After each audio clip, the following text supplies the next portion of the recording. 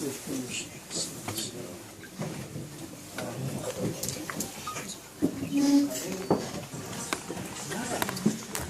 الله الرحمن الرحیم و به نستعین و هو خیر الناصر و معین. اما بعد فاعوذ بالله من الشیطان الرجیم.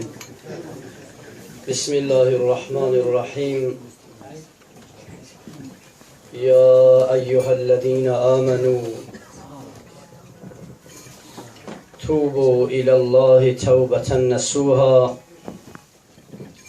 وقال رسول الله صلى الله عليه وسلم إن الإسلام يهدم ما كان قبله وإن الحجرة تهدم ما كان قبلها وإن الحج يهدم ما كان قبله وقال رسول الله صلى الله عليه وسلم في حديث أخرى كل بني آدم خطاء و خیر الخطائین توابون.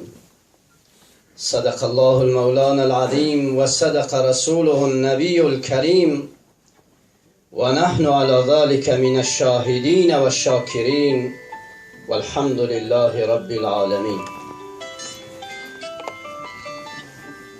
المنة لله که نمردیم و بدیدیم، المنة لله که نمردیم و بدیدیم، دیدار عزیزان و به خدمت برسیم.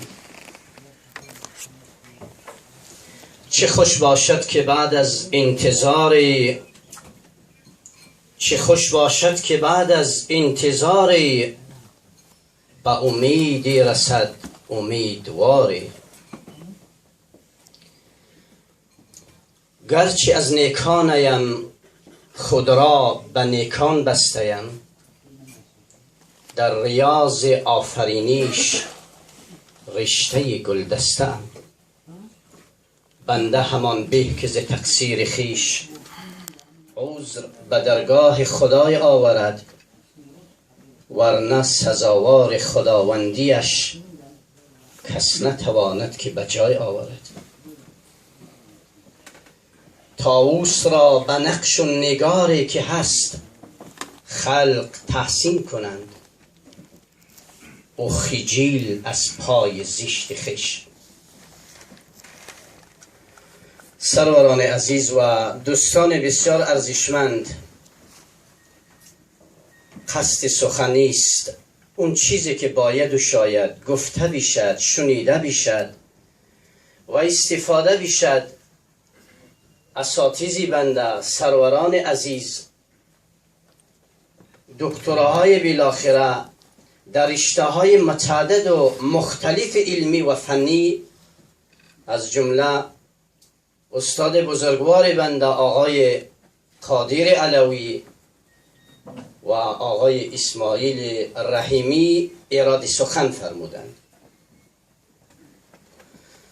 اما با توجه به این که تواضع و خاکساری و خشوع و خضوع را از خود نشان دادند، میکروفون را بالاخره ایراد کردند و در دست یکی از شاگردان کوچکشان عنایت کردند.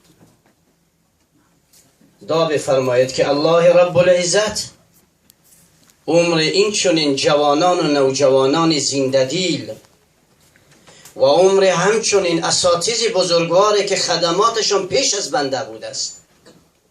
من شاید تولید نشده بودم، اما اینها بالاخره در اون اوضاع ناگوار و در اون اوضاع سنگینی انسانها را با علوم و علم و معرفت با خدا و رسول خدا و با سیاست و دیانت آگاه کردند.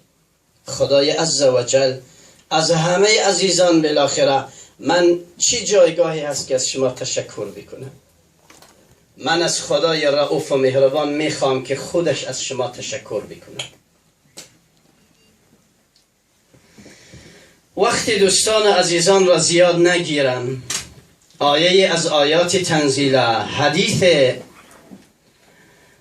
از لسان و زبان بالاخره محبوب دلها، معشوق دلها، محب کبریا احمد مختار محمد عربی صلی الله علیه و سلم تلاوت و قرائت شد.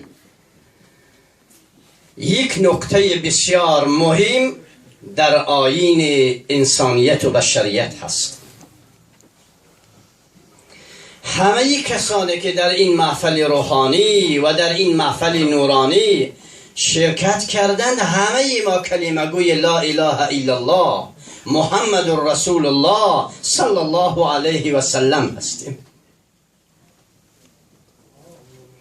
خطاب خدای رؤوف و مهربانم در آیه که تلاوت شد، قرائت شد و به سمع شما نواخته شد به سوی من و شما هست. یا ایها الذین آمنو، ای آن کسانی که ایمان آوردید و در حال حاضر ادعای ایمان دارید، ادعا دارید که لا اله الا الله. همه بگوید لا اله الا الله. خطاب خدای رؤوف و مهربان به سوی من و شما هست. نگفت که یا ایها الذین کافروا، یا ایها الذین مشرکوا، یا ایها الذین فاسقوا، یا ایها الذین کاذبوا. هیچ قشر و گروه را جز از اهل ایماندار خطاب نکرد. یا ایها الذین آمنو توبوا الی الله توبة نصوحا. رمز موفقیت دنیا و آخرت شما، سعادت و نکبختی دنیا و آخرت شما جز تسلیم به خدای رؤوف و مهربان هست، جز صلح و آشتی با خدای رؤوف و مهربان هست و بس. چقدر درس عبرت آمیز و چقدر درس عبرت انگیز خدای رؤوف و مهربان من و شما را دارد میدهد. عزیزان دل، در این آیه بالاخره نام نصوح، کلمه نصوح اراده سخن شده است. اگر میخواهید که بنده خدا باشید، اگر میخواهید که امت حقیقی و واقعی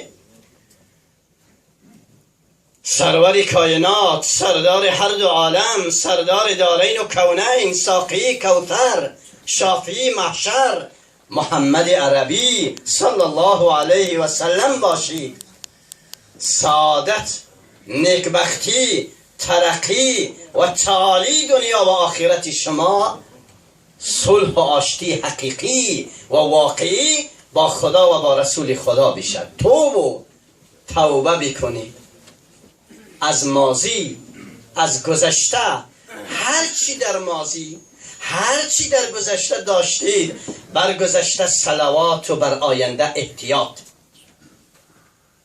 اون انسان بنده حقیقی و بنده واقعی خدای رؤوف و مهربان هست و بس. عزیزان دل، نصوح مثل من و شما دو پا بود، مثل من و شما دو دست داشت، مثل من و شما دو چشم داشت، مثل من و شما یک زبان داشت و مثل من و شما اعضای جواری داشت، گوشت و پوست و استخوان بود. چیزی دیگر نبود، از آتش نبود، از نور نبود مثل فرشتگان و جنها، از جسم خاکی بود. یکی از وظایف مهمی عزیزان دل نصوح بالاخره در جامعه این بود که در دربار پادشاه یکی از غلام رده اول و آخر بالاخره پادشاه زمان خیش بود. وظیفهش چی بود؟ مسئولیتش چی بود؟ هر روز عزیزان دل کنیزه های پادشاه را بالاخره عازم حمام میکرد، وارد پر میکرد، بدنشان بالاخره عرق میشد و با دست خیش میرفت و بدنهای اونها را لمس میکرد، مالیش میداد. و عرضم به حضور شمایی که چرک بدن اونها را عزیزان دل دور میکرد و آب را، گرما و سرما را بالاخره درست میکرد و بدنهای اونها را بالاخره در حمام میشست. مسلم است که وقتی که جسم مرد با جسم زن بالاخره پیوست بشد، خدای رؤوف و مهربان برای انسانیت و بشریت شهوات نفسانی، شهوات غلیظه عنایت فرموده است. گاهی موقع با کنیزه هم عزیزان دل مرتکب زناشویی میشد، مرتکب به کار بالاخره گناه کبیره دست میزد و مرتکب گناه کبیره میشد. روزی از روزهایی بود بهترین کنیزی پادشاه و زیباترین کنیزی پادشاه عظیم بالاخره حمام شد و نصوح عزیزان دل بدنش را مالیش داد، چرک بدنش را دور کرد و با گرمابه بدنش را شست و شو کرد و چله طلایی که بالاخره در انگشتش عزیزان دل موجود بود از انگشتش دزدید. کنیز بالاخره به نزد پادشاه بالاخره تشریف فرما شد و چقدر الفت و محبت و صفا و صمیمیت با هم نسبت دادند و انجام دادند. در آخر بالاخره کنیز به نتیجه رسید که دید که چله طلایی در انگشتش موجود نیست. شکایتش را پیش پادشاه برد، گفت بابا چله طلایی مفقود هست. گفت در کجا بالاخره قرار داشت؟ گفت آخرین لحظاتی که چله طلایی را یاد دارم در انگشتم بود در حمام بود. گفت چی شد؟ چی کسی شما را غسل داد؟ گفت غلامی داشته به اسم نصوح. پادشاه به خشم در آمد، خشم پادشاه به جوش آمد، تمام نیروها، تمام سربازان، تمام غلامانش را عزیزان دل صف بسته کرده و بر سر تک تک از غلامان بالاخره سربازان قرار داشتند. تمام بالاخره بدنهایشان را، لباسهایشان را نظاره میکردند، حتی تمام سوراخی های بدنی غلامان را جستجو میکردند، حتی عزیزان دل شرمگاه پشت آنها را بالاخره نگاه میکردند که اونجا بالاخره پنهان نکرده باشند، بلا تشبیه محفل، بلا تشبیه بزرگان این محفل عزیزان دل. وقتی که تلاش و تفتیش را آغاز کردند، نصوح دید که بسیار تلاش و تفتیش بیرحمانه هست. در وسط صف قرار داشت، راز و نیاز را با خدای رؤوف و مهربان آغاز کرد. چی گفت؟ یا الله، یا رحمان، یا رحیم، یا ودود. با این کلمات زیبا درب خدای رؤوف و مهربان را گفتن آغاز کرد.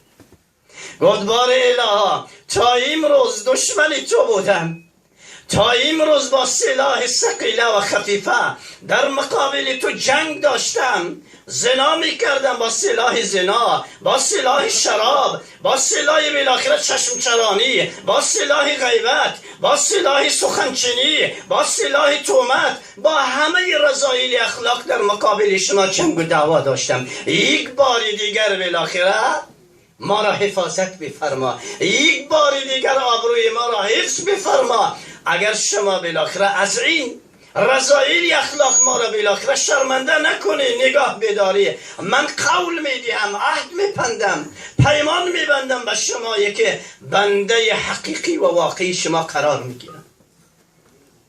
و انگشت ببخشید چله طلایی را عزیزانی که دزدیده بود در شرمگاه پشتش پنهان کرده بود. وقتی که نوبتش رسید، خدای رؤوف و مهربان اون راز و نیازی که از صمیم قلب با خدای رؤوف و مهربان داشت، چشم سربازان پادشاه را کور کرد، عقلشان را دنگ کرد، عقلشان را خیره کرد و به نتیجه رسیدند که چله را بالاخره هیچ کدام از غلامان دزدی نکردند. پادشاه دستور داد که وارد حمام بشید و حمام را نظاره و جستجو بکنید.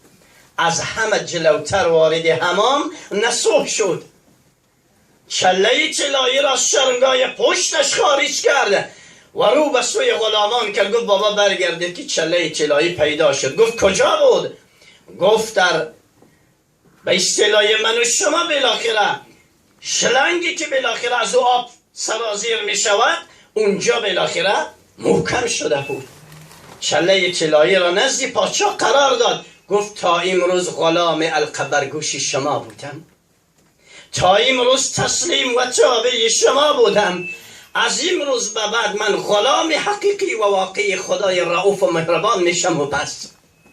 تا امروز در مقابل خدا و سلاح ثقیله و خفیفه زناشویی، شراب نوشی و دیگر رذایل اخلاق جنگ و دعوا و درگیری داشتم. از این روز به بعد تابع خدا، از این روز به بعد تابع رسول خدا، از این روز به بعد تابع احکامات خدای عزوجل می باشم و بس.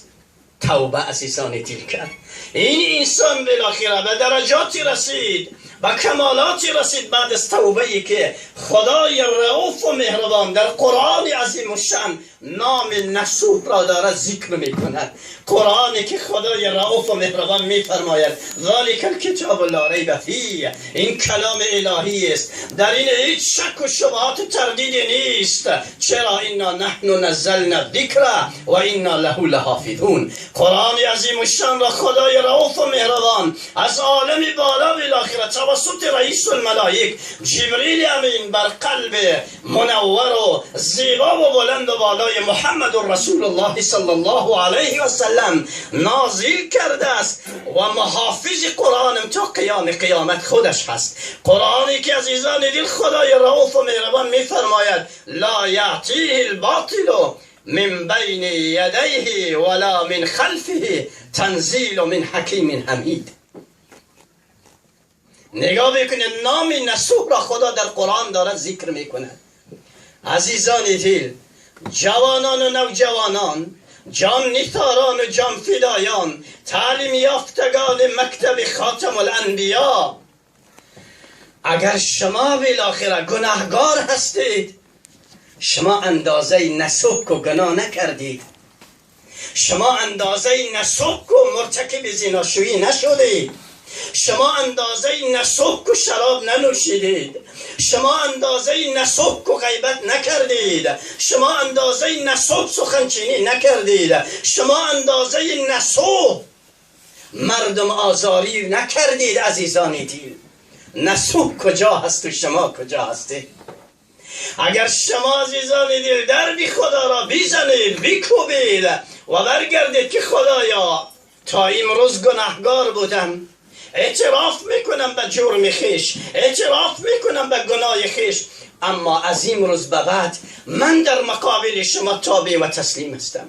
من چنان توبه میکنم، چنان استغفار میکنم، چنان صلح آشتی میکنم، همونطوری که از بحر تقصیرات نسو گذشت کردی، امید دارم که از بحر تقصیرات منم گذشت بفرمایید.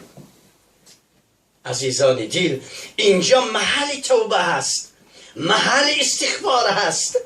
کی صلح آشتی من و شما برقرار میشم؟ کی عزیزان دل وحدت و انسجام و اتحاد و اتفاقی من و شما تنظیم می شود تا اینکه صلح آشتی را با خدا برقرار بکنیم؟ دست نیایش و دست ندامت را بلند بکنیم که خدایا اگر تا امروز زنا کردم، از امروز به بعد از زنا دست میشویم. اگر تا امروز من خونی ناحق ریختم، دروغ گفتم، فریب کردم، تهمت زدم، از این روز به بعد من صلح میکنم، آشتی میکنم، تا اینکه در میزان و ترازو دفتر اعمال من به دست راست من تقدیم بشه، تا اینکه عبور و مرور از پل صراط برای من سهل و آسان بشه، تا اینکه آب حوض کوثر روز قیامت از دست افضل الرسول، اشرف المخلوق، امام الانبیا، سید المرسلین، سید الاولین والآخرین، سید الکونین، سالار کونین، محمد عربی صلی الله علیه و سلم نصیب حال بالاخره من گناهگار بشه. از این لحاظ عزیزان دل، همه بگویید استغفر الله، استغفر الله، استغفر الله من کل ذنب.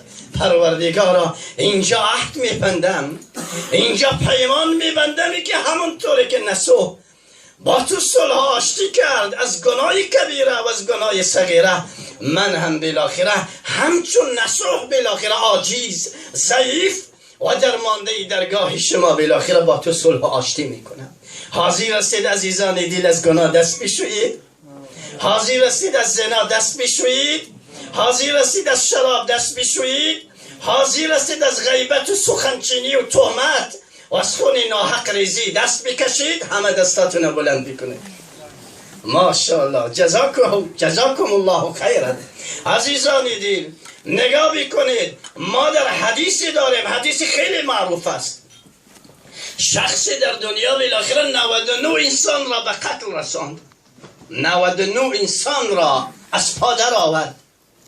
در آخر بالاخره پشیمان شد، میخواست توبه بکند، میخواست استغفار بکند، میخواست به سوی خدای عزوجل رجوع بکند. پرسان میکرد در قریه و قشلاق هایی که کجای بالاخره دانشمند است، کجای اندیشمند است، تا من به سوی او مراجعه بکنم که خدا گناه ما را میبخشد یا خیر.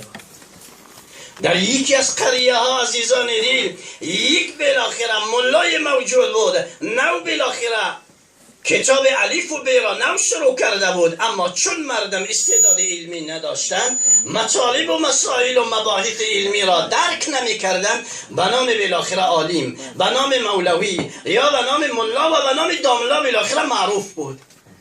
این بنده ای که 99 نفس را ناحق به قتل رساند به نزد او تشریف آورد.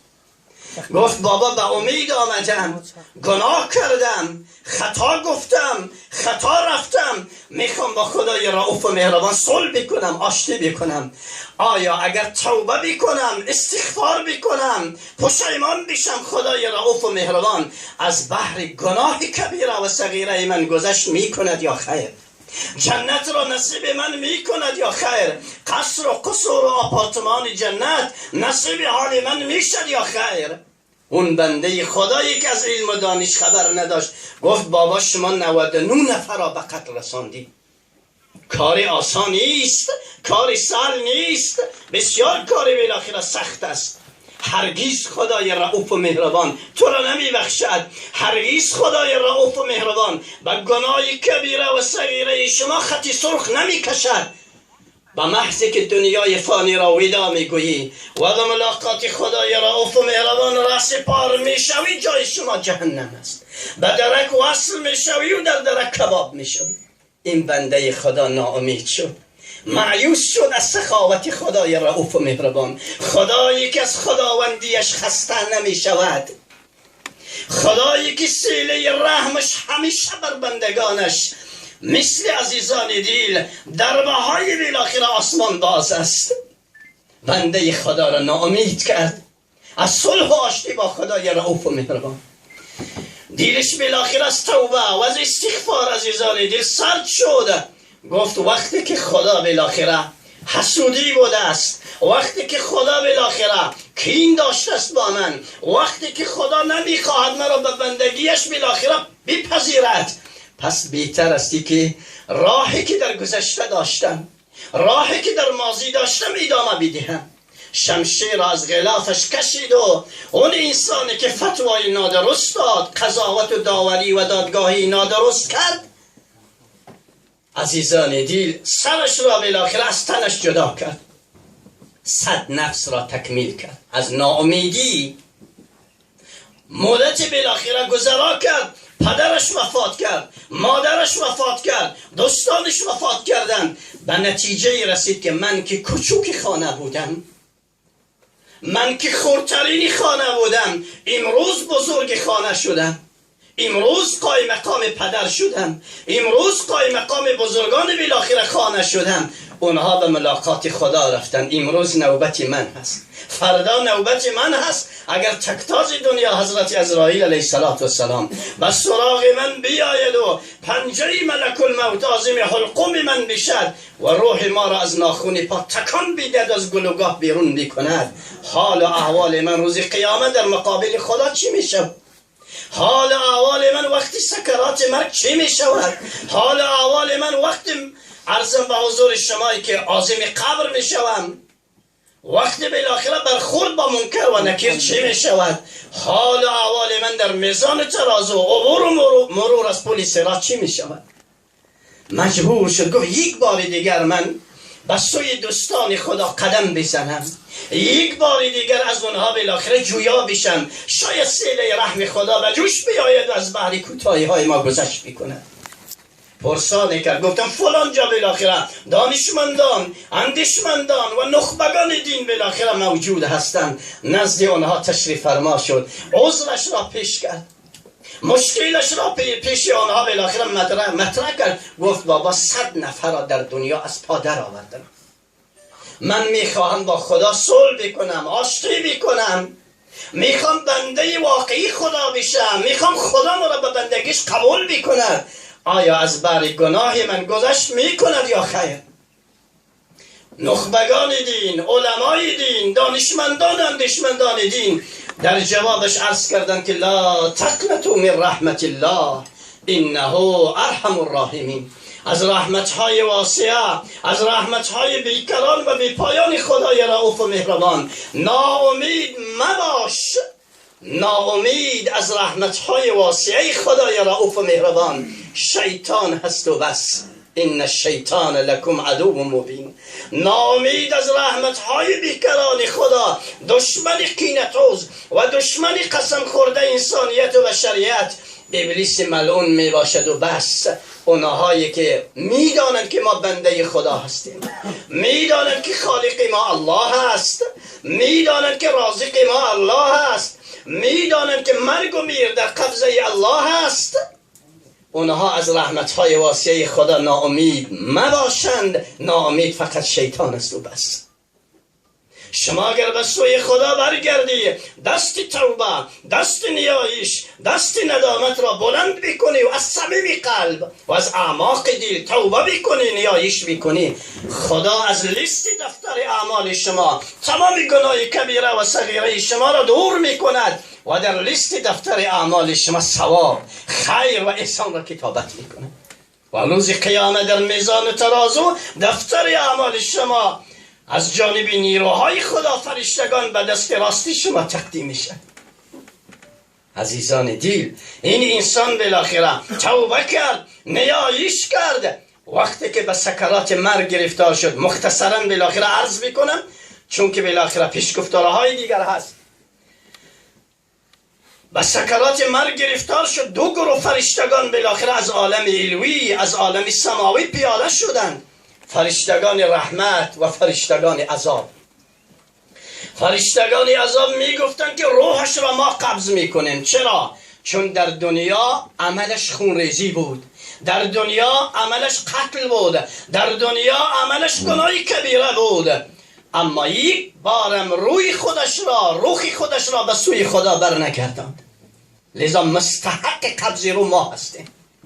فرشتگان بالاخره رحمت میگفتن که ما بالاخره باید ایشان را قبض روح بکنیم، چون که اینما الاعمال بالخواتیم، خاتیمه اعمالش با توبه، خاتیمه اعمالش با نیایش، خاتیمه اعمالش با صلح و آشتی با خدای عزوجل سرانجام یافت.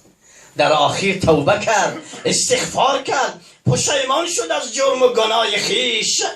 ما حاضر هستیم که ایشان را قبض روح بکنیم. هنگامی که تنازع، کشمکش و قیل و قال بالاخره پیش آمد، خدای رؤوف و مهربان عرض کرد، گفت ثواب و گناهش را در لیست دفتر اعمال بگذارید، کدامش که وزنین‌تر و سنگین‌تر شد همونا مستحق قبض روح هستند. وقتی که ثوابش را، گناهش را در میزان ترازو قرار دادن، دیدن که ثوابش سنگین‌تر و وزنین‌تر شد. فرشتگان رحمت ایشان را عزیزان دل قبض روح کردند و به سوی جنت بالاخره ایشان را رهسپار کردند و خوشخبری جنت به گوشهایش عزیزان دل نوازش دادند. از این لحاظ اگر شما عزیزان دل گناهگار هستید، در ماضی و در گذشته گناه کردید، اما من یقین دارم که اندازه نصح شما قاتل نبودید، اندازه نصح شما انسان را نکشتید، خونریزی نکردید، سخاوتمندی خدا را نگاه بکنید، 100 انسان را ناحق به هلاکت رساند، اما یک باری که به سوی خدا برگشت، از اعماق دل، از صمیم قلب، خدای رؤوف و مهربان از بر تمام تقصیراتش گذشت کرد و ایشان را جنت الفردوس عزیزان دل نصیب کرد. از این لحاظ قرآن عظیم الشان میفرماید یا ایها الذین آمنوا توبوا الی الله توبة نصوحا. همین آیه را بالاخره بزرگان دینم بالاخره به رشته شعر در آوردند. چی زیبای این آیه را بالاخره به رشته تصویر کشیدند. بزرگ میفرماید بازا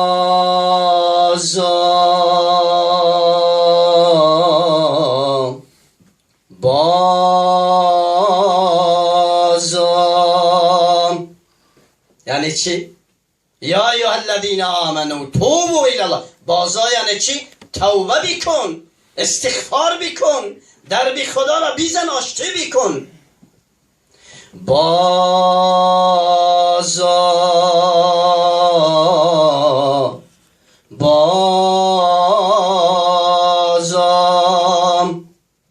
هر آنچه هستی بازا، هر چی هستی، گر کافر و گبر و بت پرستی بازا.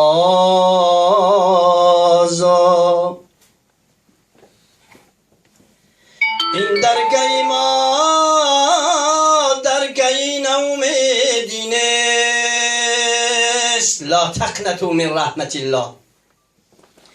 این درگه ما درگه نومیدی نیست، 100 بار اگر توبه شکستی بازا. عزیزان دی، این شاعرم بالاخره در روزمره خویش و در زندگی خویش پستی ها و بلندی های زیاد را چشیدگی است و این شعر را بالاخره بر رشته تصویر کشیده است. عزت و شوکت آدم و ذریات آدم عزیزان دل به توبه و نیایش و ندامت و استغفار بود. آدمی که صاحب عزت شد بعد از خوردن درخت در روی زمین توسط توبه و استغفار بود. بزرگ می فرماید شد عزیز آدم چو استغفار کرد، خار شد شیطان چو استکبار کرد. شیطانی که عزیزان دل لعنت شد از درگاه الهی، فسجد الملائکه كلهم اجمعون الا ابلیس، به خاطر استکبار بود، به خاطر تکبر بود، به خاطر صلح و آشتی نکردن در مقابل خدای رؤوف و مهربان بود. از این لحاظ عزیزان دل شما قیمتی بالا دارید، قیمتی والا دارید، قیمت شما را دنیا ارزش ندارد.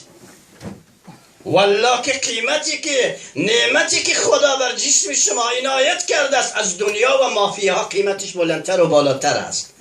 حضرت مولانا جلال الدین رومی همین را میگوید قیمتی خود هر دو عالم گفته ای، نرخ بالا کن که ارزانی هنوز. جنت عزیزان دل، نعمتهای جنت، قصر و قصور و آپارتمان جنت، اونا قیمت بالا میخواهند، قیمت والا میخواهند. حورالعین جنت قیمت بالا میخواهد، در حالی که شما میگویید که قیمت ما از دنیا و مافیها بالاتر و والاتر است. بالاترین و والاترین نعمت دنیا عزیزان دل که هیچ نعمت با آن مساوی و برابر نمی شود، اون نعمت ایمان و نعمت عمل صالح است و بس. نعمت ایمان و نعمت عمل صالحه شما عزیزان دل باعث میشد که روز قیامت بالاترین و والاترین نعمت اخروی دیدار خدا، لقای الله، ملاقات با خدای رؤوف و مهربان نصیب حال شما میشد. وجوه یومئذ ناظره الی ربها ناظره. چه کسی نمیخواد که بالاترین والاترین نعمت اخروی داشته باشد؟ همه شما عزیزان دل میخواهید. از این لحاظ نگاه بکنید که این واخری چقدر برای شما عزیز است. واخری بالاخره با دانشمندان دین، با دانشمندان سیاسی و با دانشمندان علوم فنی بالاخره چقدر ارزش است، چقدر افتخاری است، چقدر فرط خرسندی و خوشحالی است. اما ملاقات با خدای رؤوف و مهربان، مشرف شدن به دیدار خدای رؤوف و مهربان چقدر فرط خرسندی و خوشحالی است. خدا عزیزان دل خودش بهتر میتونه. از این لحاظ شما ایمان دارید الحمدلله، عملی صالح هم دارید، اما ایمان و عملی صالح را عزیزان دل باز هم صیقل بدهید، باز هم ترقی بدهید تا اینکه مصداق بالاخره قرآن عظیم الشان و مصداق حدیث حضرت رسول صلی الله علیه وسلم قرار بگیرد.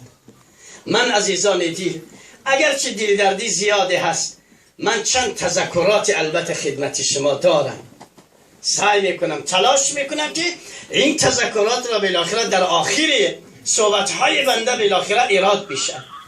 اما پیش از همه بالاخره موضوع جنب اول من شما را با استغفار و ندامت و نیایش و صلح و آشتی با خدای رؤوف و مهربان بود. اما جنبه دوم صحبت من مصداق آیه‌ای است که واعتصموا بحبل الله جمیعا ولا تفرقوا. قرآن عظیم الشان میگوید که شمایی که کلمه گوی لا اله الا الله هستید، بر اسمان الهی چنگ بزنید و قرآن عظیم الشان چنگ بزنید و حدیث نبوی چنگ بزنید و احکامات خدای عزوجل طبق سنت سنیه حضرت رسول صلی الله علیه و سلم چنگ بزنید ولا تفرقوا. اما سعی بکنید، تلاش بکنید تفریقه نکنید، تلاش بکنید اختلاف نورزید، تلاش بکنید از همدیگر فصل نشوید، تلاش بکنید همدیگر را از فصل به وصل دعوت بکنید.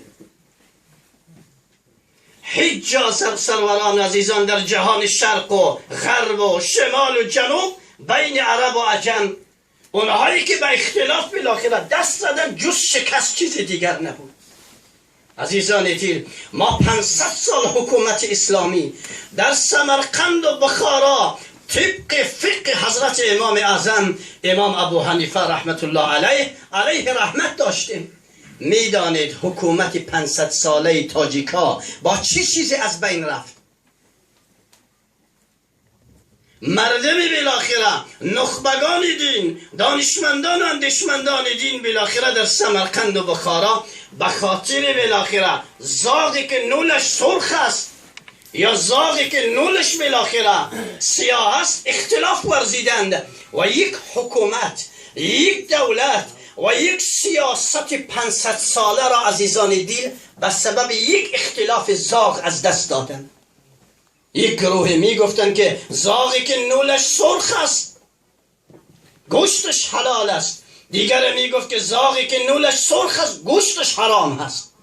به خاطر همین اختلاف کوچک و کشمکش فکر فهمی نشد، همدیگر فهمی نشد، یک حکومت 500 ساله، یک دولت 500 ساله، دولتی که جهان شرق و غرب و شمال و جنوب و عرب و عجم و سیاه پوست و سفید پوست از سیاست تاجیکا، از دیانت تاجیکا، از دولتداری تاجیکا، از تنظیم ادارجات تاجیکا بالاخره کسب فیض میکردند و به جهان شرق و غرب و شمال و جنوب میرفتند. حکومت تاجیکا، دولت تاجیکا را بالاخره در جهان شرق و غرب و شمال و جنوب فرهنگ تاجیکا را، علم تاجیکا را، سیاست تاجیکا را احیا و زنده میکردند. اما نگاه بکنید که ما بالاخره اختلاف چقدر مایه شر است برای انسان مومن و انسان مسلمان. یا اینکه بالاخره در زمان حضرت رسول صلی الله علیه و سلم اختلاف بالاخره پیش آمد. حضرت رسول صلی الله علیه و سلم در مسجد اعتکاف نشسته بود و شب بالاخره شب قدر را خواب دید. در دلش حد زد، گفت من وقتی که بالاخره نماز اشراق را خواندم برای صحابه بالاخره روز شب قدر را، تاریخ شب قدر را بالاخره برای امت مسلمه احیا میکنم، زنده میکنم، بازگو میکنم. وقتی که نماز اشراق خواند دیدی که 2 نفر بالاخره در ماحول مسجد تنازع داشتن، کشمکش داشتن، درگیری داشتن. حضرت رسول صلی الله علیه و سلم رفت هر دو اینها را بالاخره صلح و آشتی داد، نصیحت کرد و وقتی که بالاخره به خواب خویش نگریست در ذهنش چیز باقی نمانده است. خدای رؤوف و مهربان به سبب اختلاف بالاخره دو جوان مومن و مسلم شب قدری که در خوابش مشاهده کرد از ذهنش عزیزان دل برد. وقتی که ماه شریف رمضان فرا میرسد، دهه آخر ماه شریف رمضان، 5 شب طاقش 21 و 23 و 25 و 27 و 29 را ما اختصاص میدیم به شبهای قدر، در حالی که شب قدر فقط یک شب است. اما به سبب اختلاف بالاخره امت مسلمه یک مسائل خیلی مهم دینی و اسلامی عزیزان دل از ذهن حضرت رسول صلی الله علیه وسلم رخت سفر بربست. همچنین عزیزان دل نگاه بکنید شما که در زمان حضرت رسول نزدیکترین فردی که به حضرت رسول صلی الله علیه و سلم در صدر اسلام بالاخره موجود بود، عمکش حضرت امیر حمزه رضی الله تعالی عنه بود. در میدان احد چی ماجرای بسرش پیش آمد؟ به شهادت رسید. در ضمنی که به شهادت رسید گوش و بینی شد، گوشش بریده شد، زبانش بریده شد، جسمش بریده شد، حتی دیلش عزیزان دل از جایگاهش بیرون آورده شد. هند میخواست دیلش را بیجود و فرو ببرد، اما سعادت فرو بردن عزیزان دل نشد. وقتی که حضرت رسول صلی الله علیه و سلم را این ماجرا را در میدان احد مشاهده کرد، گفت من باید در عوض بالاخره حضرت امیر حمزه 70 نفر را باید گوش و بینی بکنم، 70 نفر را باید شب خون بزنم. اینجا بود که آیه تنزیل نازل شد، انک لعلی خلق عظیم. پیامبر عظیم الشان، من شما را به بالاترین اخلاق بالاخره مبعوث کردم. در اخلاقیات شما، در شأن شما این نیستی که در عوض یک امیر حمزه شما 70 نفر را شب خون بزنید. بهترش این است که گذشت بفرما. مرد همون است که گذشت میکند. مرد همون است که در دیلش هیچی نمیگیرد. مرد محمد رسول الله صلی الله علیه و سلم بود که در مقابل امیر حمزه رضی الله تعالی عنه از هند، از ابو سفیان، از ابو جهل و ابو جهلیان، از عتبه ها و شیبه ها و مسلمه های کذاب گذشت کرد. وقتی که مکه معظمه را فتح کرد، هند در قید حیات بود. وقتی که مکه معظمه را فتح کرد، ابو سفیان در قید حیات بود. وقتی که مکه معظمه را فتح کرد عزیزان دل، وحشی که قاتل حضرت امیر حمزه بود در قید حیات بود. اما گفت هر چی کردید شما کردید قبل از اسلام بود، قبل از فهم دین بود، قبل از فهم اسلام بود. اما از این به بعد فهم اسلام شد، فهم شریعت غرای محمدی شد. من از بحر تقصیرات حضرت امیر حمزه گذشت کردم. این است عزیزان دل مردانگی. به همین خاطر میگن که همت مردان مدد الله است. شما همت میکنید، خدا برای شما مدد میکند. گذشت عزیزان دل کار محمد رسول الله صلی الله علیه و سلم است. انسانی که بالاخره گذشت نمی کند، انسانی که حاضر نیست صلح و آشتی را پذیرد، انسانی که حاضر نیست عدل و عدالت و انصاف را بپذیرد، انسانی که حاضر نیست وحدت و انسجام و اتحاد و اتفاقیه ملت را بالاخره حفظ بکند، عزیزان دل در وجودش مردانگی نیست. در وجودش عزیزان دل مردانگی نیست. وقتی که محمد رسول الله گذشت کرد بالاخره از بحر وحشی، از بحر بالاخره دشمنان مکه که دشمن رده اول و آخرش بودند، ابو سفیان نگاه کرد در مکه به سوی محمد رسول الله و به سوی همسرش هند عرض کرد، گفت این همون محمد است که وقتی که از شهر مکه معظمه هجرت کرد و عازم مدینه المنوره شد، مردم را با خودش نبرد، دلهای مردم را با خودش برد. محمد مکه را فتح نکرد، محمد مدینه را فتح نکرد، محمد دلهای مردم را فتح کرد. از این لحاظ من و شما عزیزان دل پیروان محمد رسول الله صلی الله علیه و سلم هستیم. لقد کان لکم فی رسول الله اسوة حسنه. قرآن عظیم الشان میفرماید که الگوی شما، نمونه شما، مقتدای شما، پیشوای شما بالاخره و رهبریت جهان شرق و غرب و شمال و جنوب، عرب و عجم شما محمد رسول الله صلی الله علیه و سلم هست.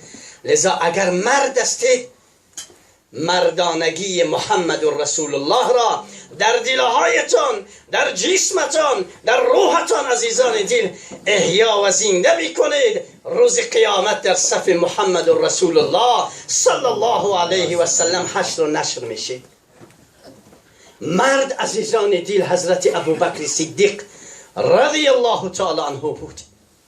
وقتی که به بهترین دخترش حضرت عایشه طاهره بنت صدیقه رضی الله تعالی عنها تهمت زنا بستند، عزیزان دل و وحی آسمانی حضرت عایشه را بالاخره از تهمت تبریه کرد، پاک صاف کرد. سوره نور نازل شد، آیات متعدد و مختلف. حضرت ابوبکر صدیق از بحر اونهایی که تهمت بستند، تهمت زدند، گذشت کرد. گفت من امید دارم که خدا شما را هدایت بکنه، خدا شما را به صراط مستقیم هدایت بکند. انسان باید همت ابوبکر را داشته باشد. انسان باید همت عزیزان دل حضرت محمد صلی الله علیه و سلم را داشته باشد. همت عمری در کار است عزیزان دل. عمر یکی از ضرب المثلش در جهان شرق و غرب این است که هر زمانه که جهان شرق و غرب، شمال و جنوب، عرب و عجم، سیاه پوست و سفید پوست نام حضرت عمر فاروق رضی الله تعالی عنه را میشنیدند، لرزه بر اندام شدند، لرزه بر اندام شدند. اما وقتی که بیت المقدس را فتح کرد، وقتی نیستی که من مفصل به یا اشاره میکنم، از شهر مدینه المنوره در مدینه المنوره قرار داشت. نامه آمد که بابا بیت المقدس را فتح کردیم، اما یهودی ها، نصرانی ها